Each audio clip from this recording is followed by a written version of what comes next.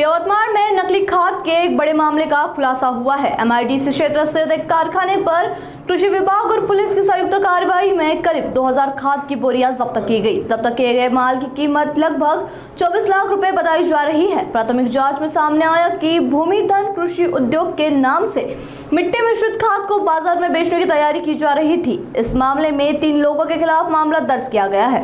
वहीं जब्त खाद के नमूनों को जांच के लिए प्रयोगशाला भेज दिया गया है। मामले की आगे की जांच लोहारा पुलिस कर रही है। काल रात्री उशिरा कृषी विभागाने या ठिकाणी रेड केलेले आहे एमआयडीसी लोहारा परिसरामध्ये आणि पंचायत समितीचे कृषी अधिकारी संजय पवार यांनी या ठिकाणी फिर्याद दिलेली आहे आणि त्या फिर्यादीनुसार यामध्ये 3 आरोपी आतापर्यंत निष्पन्न झालेले आहेत आणि 3 आरोपींनी जवळपास 2000 बॅगा या ठिकाणी 50 किलोच्या जे बोगस खतं बनवलेले आहेत आणि त्याचा साठा केला आहे अशा तक्रारीवरून फिर्याद दाखल आहे। तपास सुरू आहे।